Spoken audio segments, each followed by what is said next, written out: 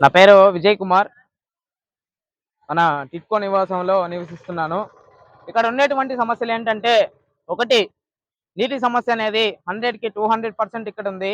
అదేవిధంగా వృద్ధులు, వికలాంగులు ఎంతో మంది ఉన్నారు. వాళ్ళ వాలంటీర్లు వచ్చి ఇక్కడికే పింఛన్ ఇవ్వాల్సింది, అదొకటి సమస్య. ఇంకోటి ఏంటంటే, అదేవిధంగా రేషన్ బియ్యం అనేది ఇక్కడ మనకి ఇవ్వట్లేదు.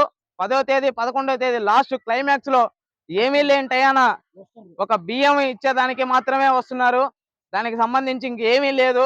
ఒక గోధుమ పిండి కానీ, చక్కెర కానీ ఇంకా ఏమీ ఇవ్వట్లేదు. అదొకటి. ఇక్కడ అనేది అపార్ట్మెంట్ లో ఉండేది 1 లేదా 2, 4, 5 స్ట్రీట్స్ ఉన్నాయి. ఆ స్ట్రీట్స్ లో సంబంధించి ఒక ఏరియాకి 4, 5 లైట్లే ఉన్నాయి కానీ ఇంకా అంతకు మించి లేవు. ఎక్కడికి చూసినా కూడా చీకటిగానే ఉంటుంది.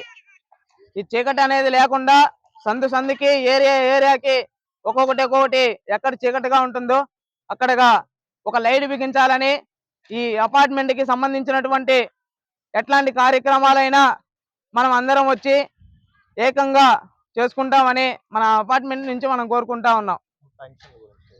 అదేవిధంగా ఈ ఫంక్షన్లు అనేది వికలాంగులు 80 మంది, 80 వయసు ఉండే వాళ్ళు ఉన్నారు, 70 వయసు ఉండే ఉన్నారు, 60 వయసులు ఉండే ఉన్నారు.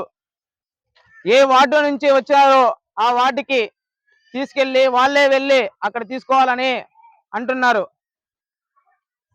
నేను అనుకునే మా అపార్ట్మెంట్ నుంచి మనం కోరుకునేది ఏంటంటే, అందరూ ఏ వార్డుకు సంబంధించిన వాళ్ళు ఆ వార్డు నుంచి వాలంటీర్లు అందరూ ఇక్కడికే వచ్చి వాళ్ళకి పింఛన్ ఇవ్వాలని మనం కోరుకుంటా ఉన్నాం.